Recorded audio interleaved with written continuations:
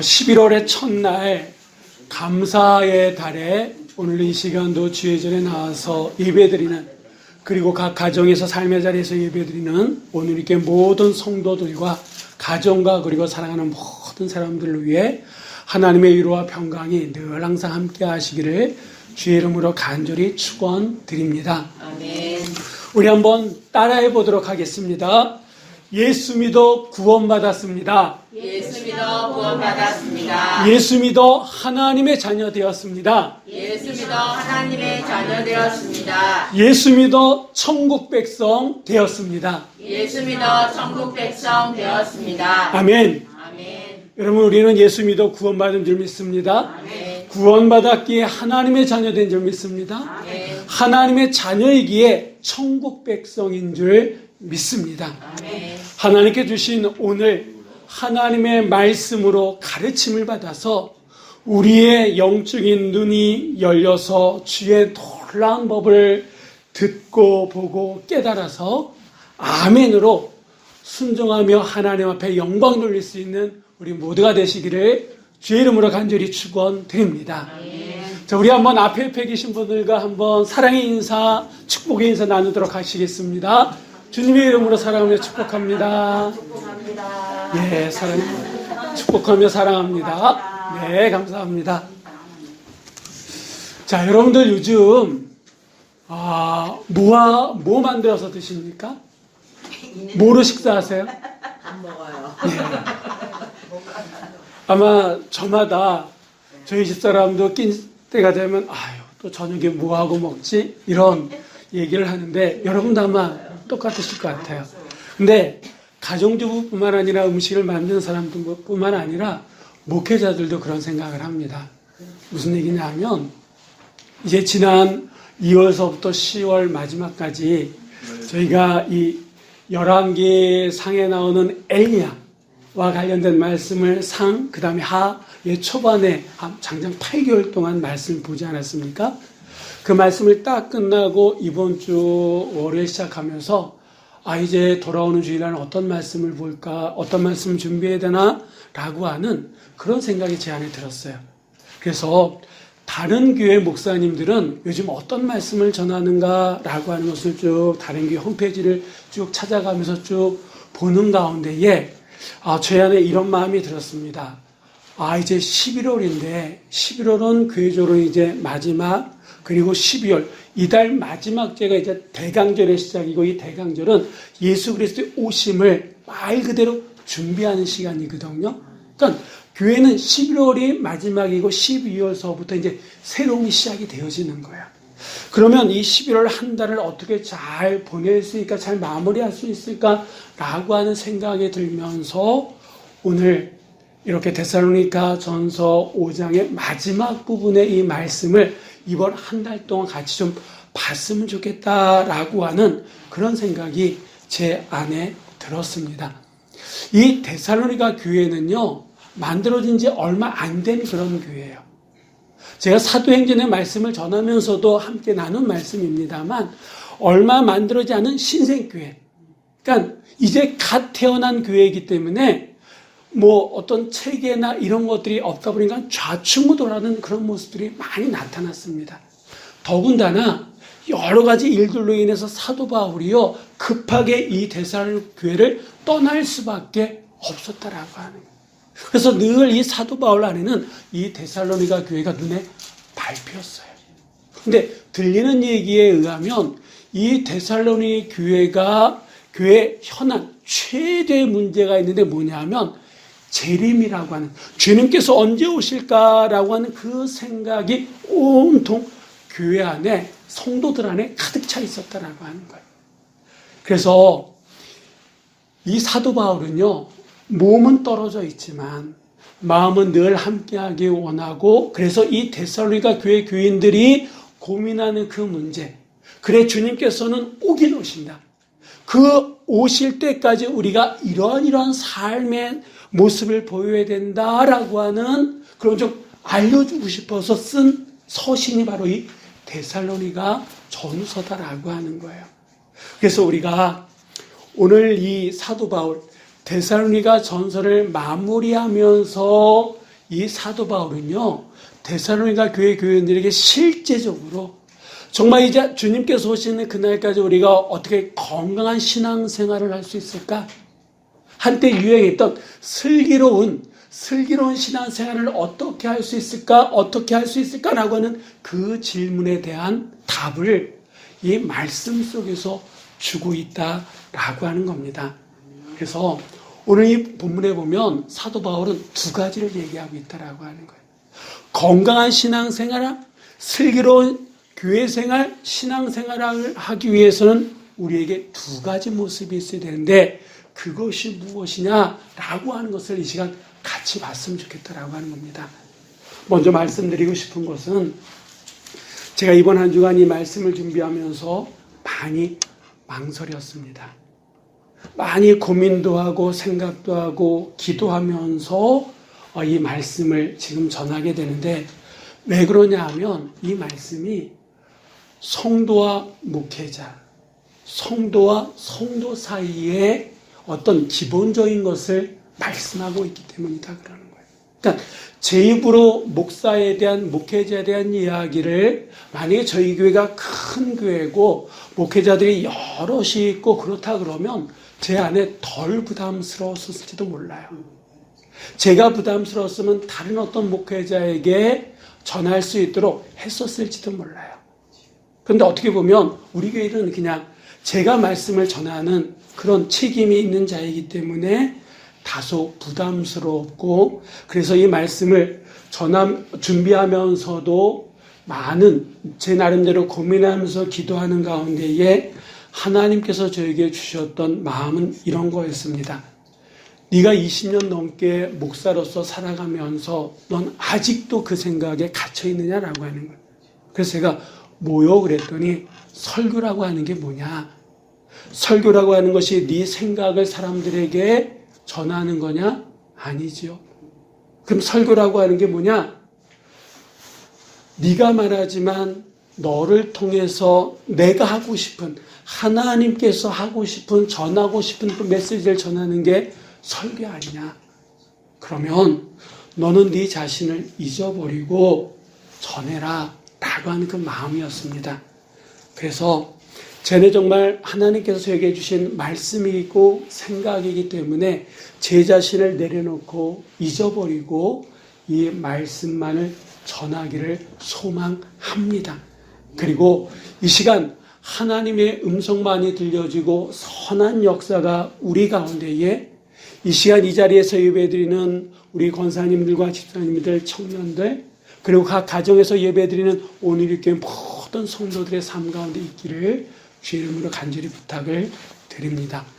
자, 그러면 이 사도 바울이 건강한 슬기로운 신앙생활, 교회생활을 위해서 우리에게 말하려고 하는 것이 무엇이냐? 그 첫 번째, 자, 우리 12절, 13절의 말씀 우리 한번 다 같이 읽어보도록 하겠습니다. 형제들아 우리가 너희에게 구하노니 너희 가운데서 수고하고 주 안에서 너희를 다스리며 권하는 자들을 너희가 알고 그들의 역사로 말미암아 사랑 안에서 가장 귀히 여기며 너희끼리 화목하라. 아멘. 자, 사도 바울은요, 성도들, 교회 안에 공동체에 있는 사람들이 건강한 신앙생활, 주님이 오시는 그날까지 건강하게 신앙생활하고 슬기롭게 신앙생활하기 위해서 제일 먼저 얘기하는 것이 무엇입니까? 지금 이 12절, 13절에 나오는 말씀인데 여러분 보통 사람들이 얘기할 때에 어떤 사람들은요 중요한 것을 맨 뒤에 얘기하는 사람도 있지만 대부분의 사람들은 중요하다 그러면 맨 앞에 얘기하는 경우가 많습니다. 그러니까 이 사도 바울은요 중요하니까 제일 먼저 얘기하는 거예요. 그럼 사도 바울이 중요하게 여기는 그것이 무엇이냐? 이 말씀에 보니까 너희 가운데서 수고하고 주 안에서 너희를 다스리며 권하는 자들을 너희가 알고 가장 귀히 여겨라. 이렇게 말씀하고 있다라고 하는 거예요. 그러면 너희 가운데 수고하고 주 안에서 너희를 다스리며 권하는 자, 이게 누굽니까? 교회 안에서 영적 지도자, 목회자다라고 하는 거예요. 그러니까 건강한 신앙생활, 슬기로운 신앙생활, 교회생활, 주님께서 오시는 그날까지 우리가 정말 성도가 성도다움을 잊어버리지 않고 신앙생활하기 위해서는 이 사도 바울의 얘기를 빌리자 그러면 목회자와의 관계가 중요하다라고 하는 겁니다. 사도 바울의 영적 지도자와 관련해서 데살로니가 교회 교인들에게 구하는, 요청하는 두 가지는요, 방금 말씀드렸던 것처럼 너희가 알아야 된다라고 하는 거예요. 그리고 그들을 가장 귀하게 여겨라, 이렇게 말씀하고 있다라고 하는 겁니다.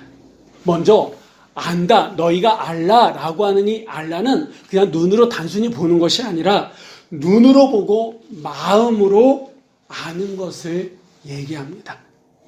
그러니까 눈으로 보고 마음으로 아는 것. 그럼 뭘 눈으로 보고 뭘 마음으로 알아야 되냐? 사도 바울이 얘기하고 싶은 거는요, 목회자의 중요성과 그들이 하는 사역을 눈으로 알고 마음으로 알고 인정하고 해야 된다라고 하는 거예요. 그러면 목회자들이 하는 사역이라고 하는 게 뭐냐라고 하는 거예요. 목회자의 중요성 여러분 다 알고 계십니다. 한 사람의 목회자가 얼마나 중요한지 저도 알고 여러분도 알아요. 그러면 그들이 하는 사역이 뭐냐라고 하는 거예요. 사도 바울은 우리가 읽은 이 본문 말씀 속에서 수고하는 일, 다스리는 일, 권하는 일이다 라고 말씀하고 있어요.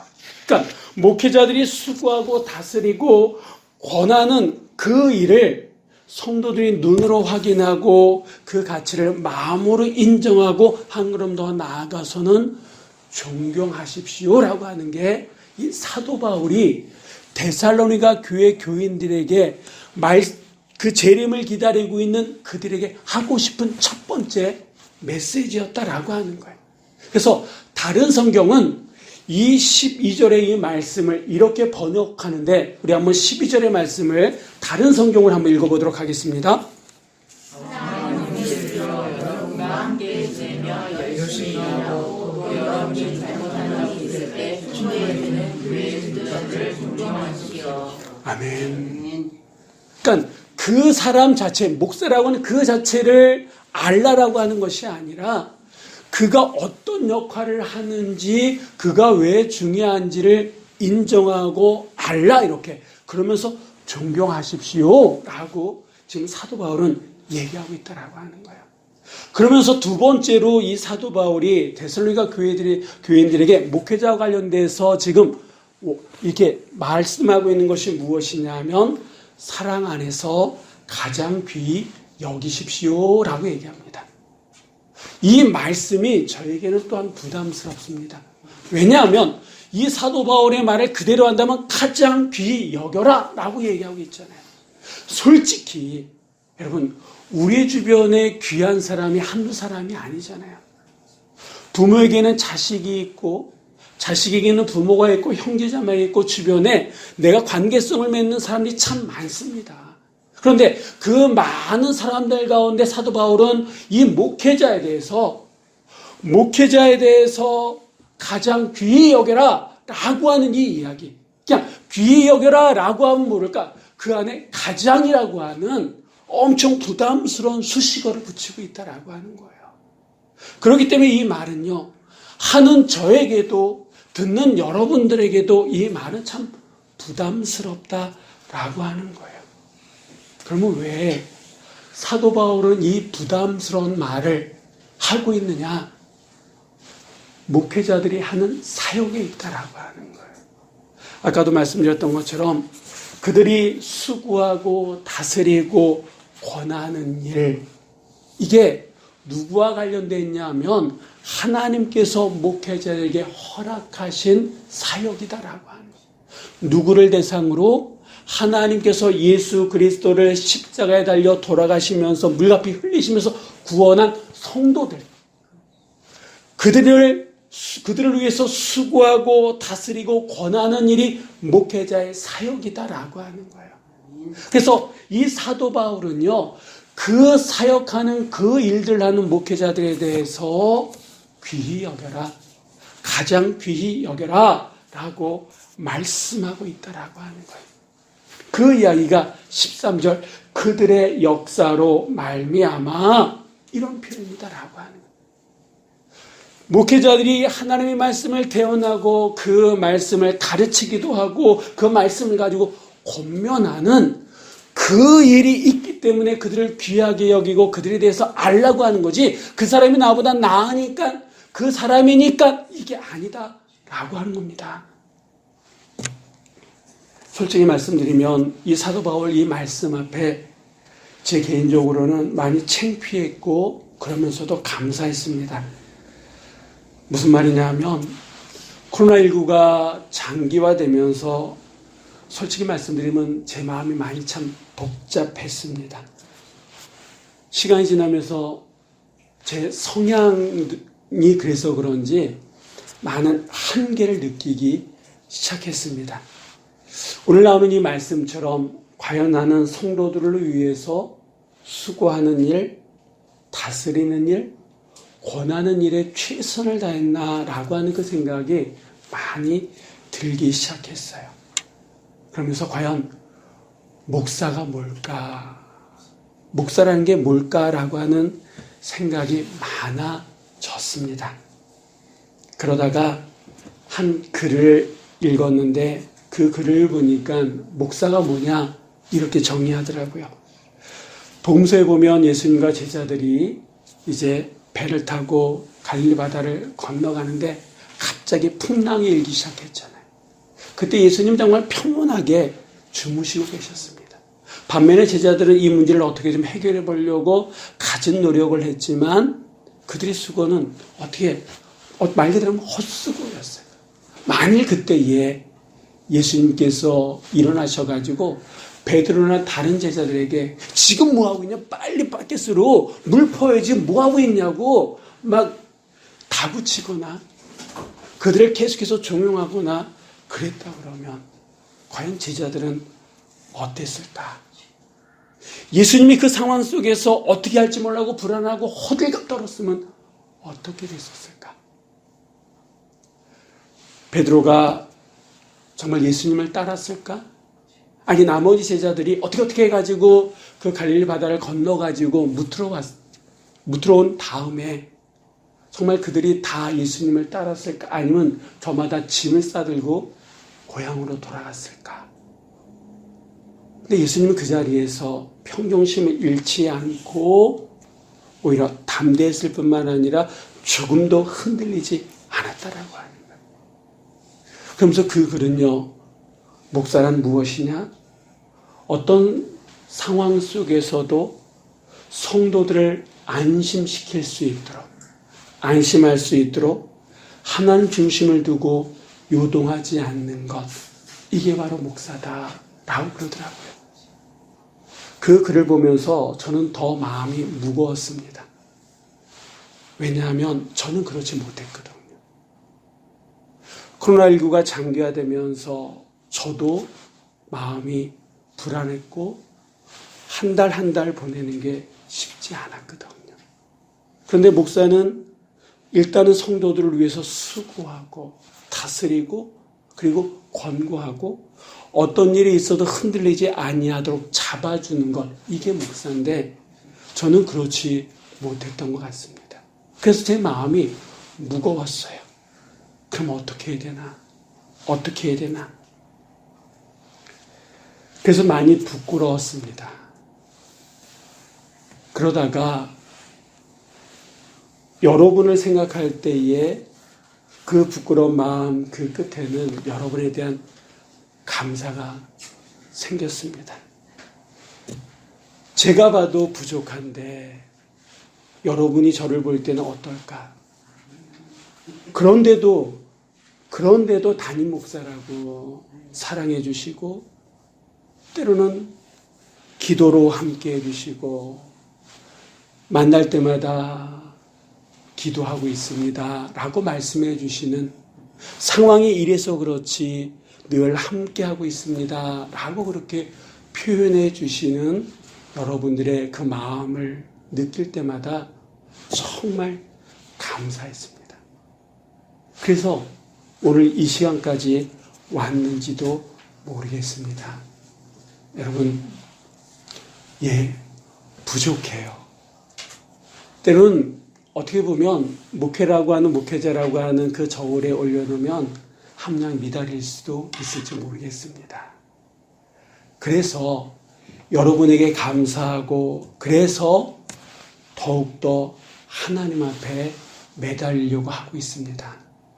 물론 제가 가지고 있는 기본적인 성향 때문에 저의 그 마음을 다 표현하지 못하는 그런 한계도 있지만 그래도 이것을 제가 깨야 되는 게 목회라 그러면 목회자로서 해야 된다 그러면 더욱더 노력하도록 하겠습니다.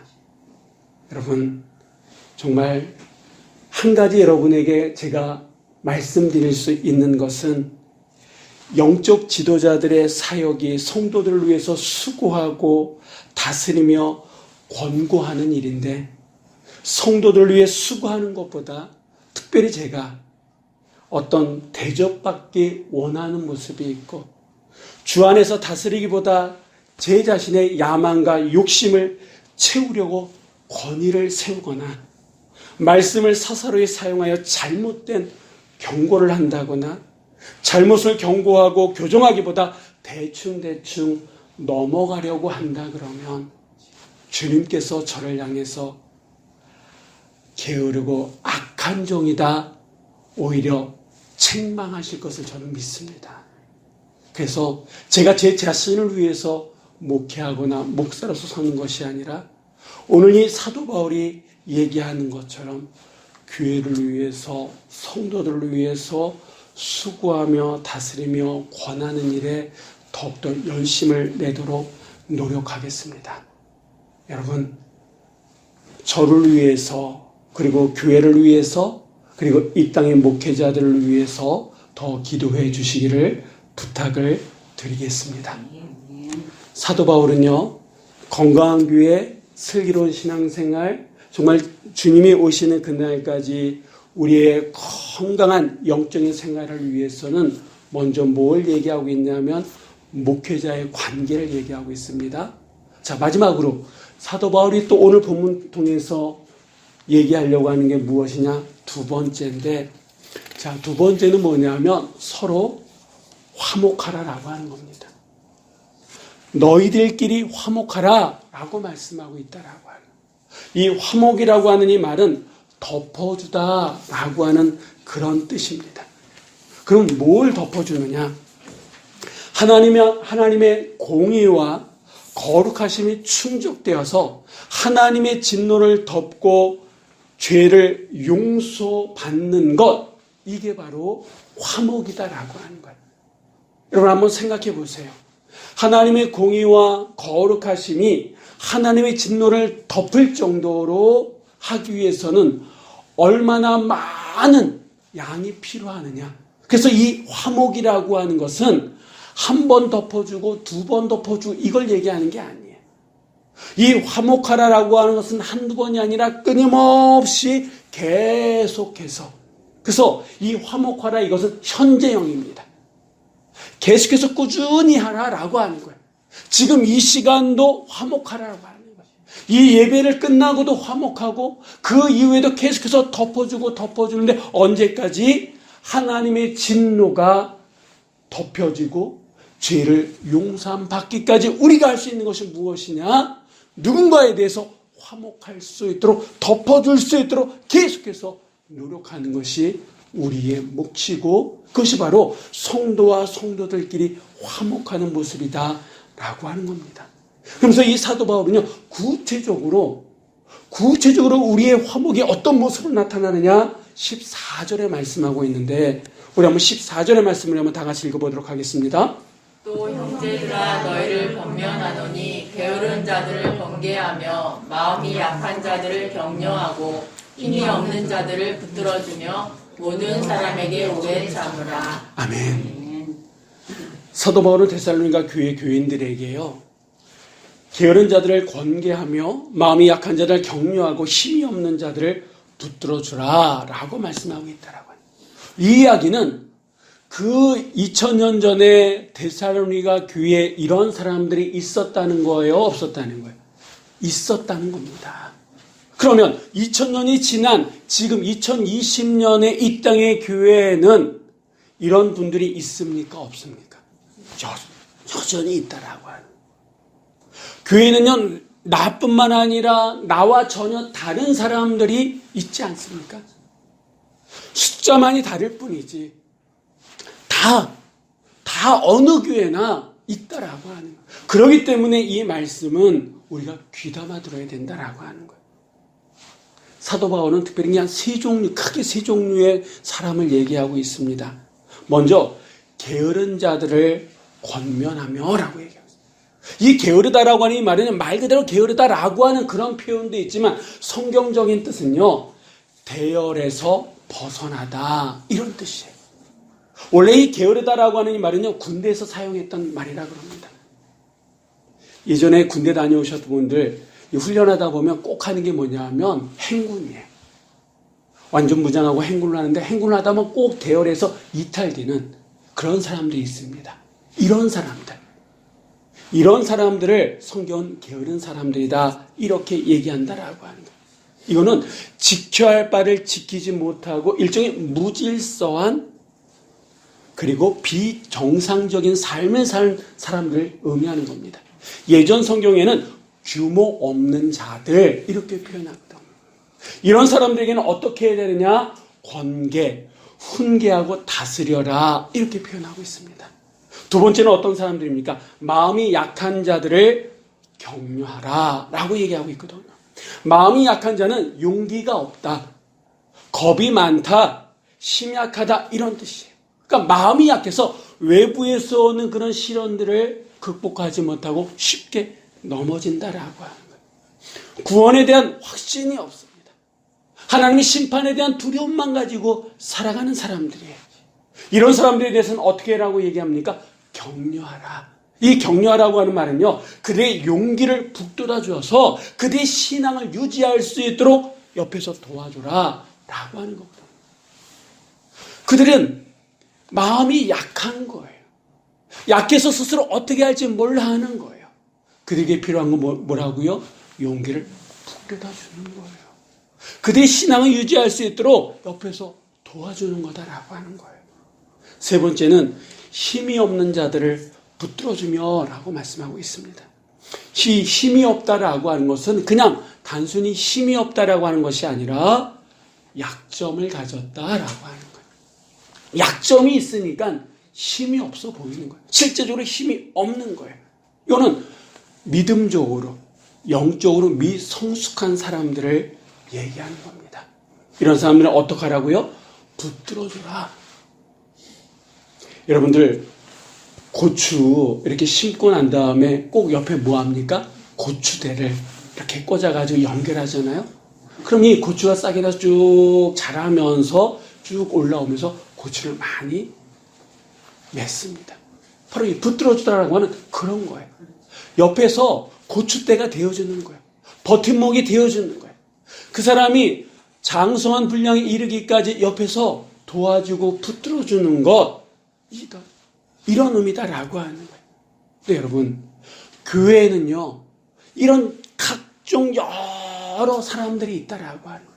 스스로 뭔가 자기 일을 해나가는 사람이 있는 반면에 뭔가 알지 못해가지고 그냥 자기 생각에 사로잡혀가지고 자기 멋대로 하는 사람들이 있고, 여기 나오는 것처럼 용기가 없고 약해가지고 조금만 바람만 불어도 휙 넘어지는 사람들이 있고, 약점이 많아가지고 컴플렉스가 있다 보니까 어떻게 할지 몰라하는 사람들이 많더라고요.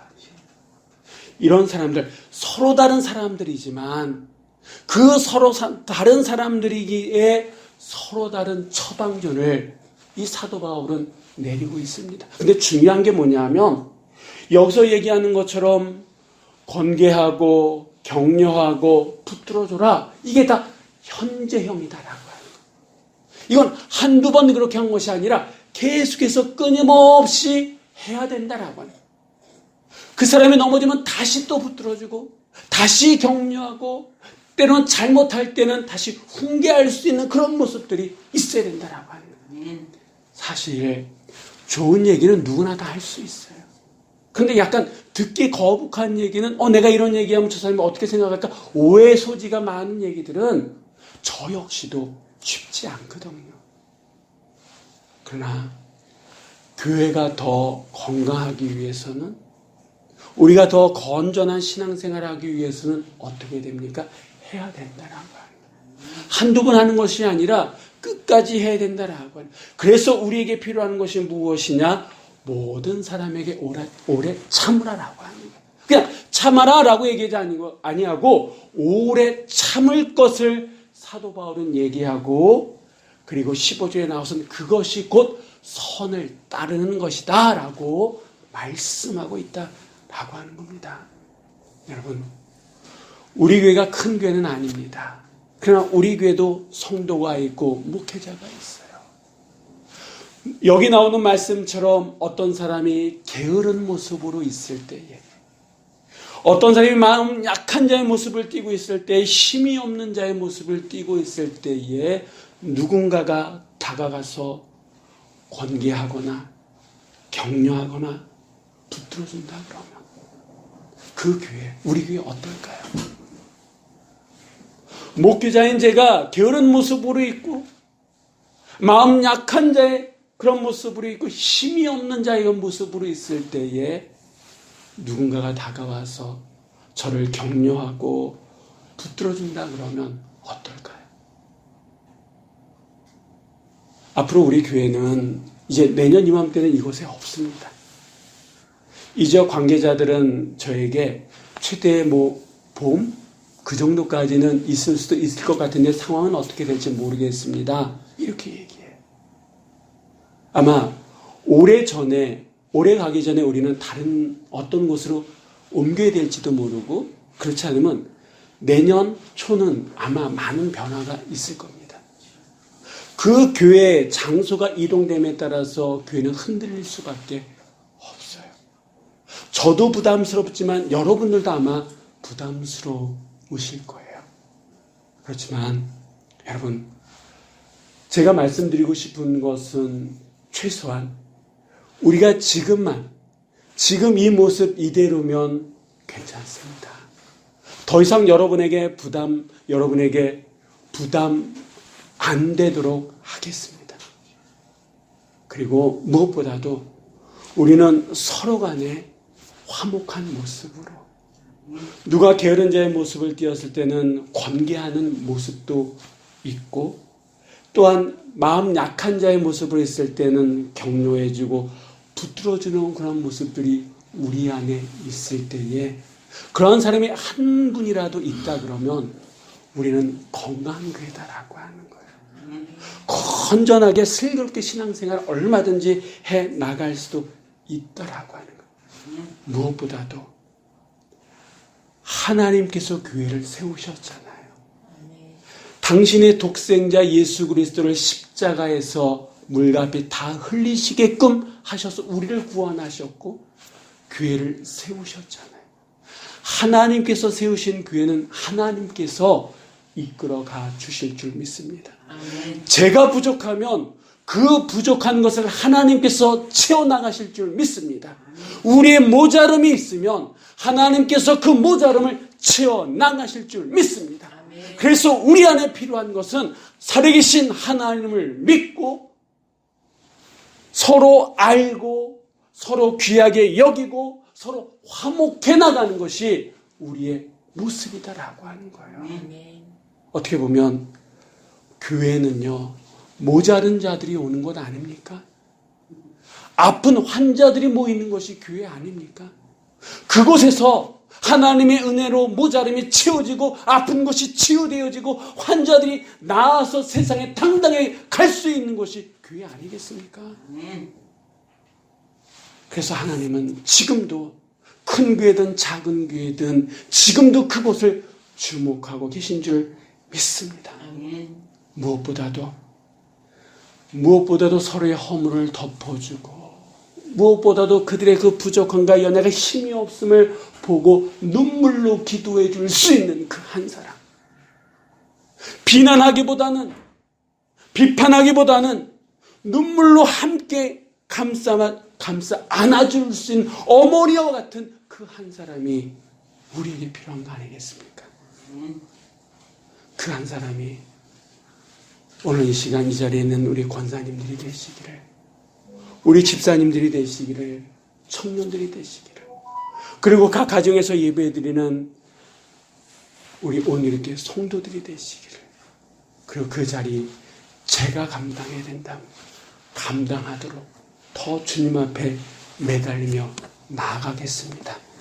바라기는 서로가 더욱더 귀하게 여기고, 그리고 주의 말씀 앞에 화목해 나갈 수 있는 우리 모두가 되시기를 주의 이름으로 간절히 축원드립니다.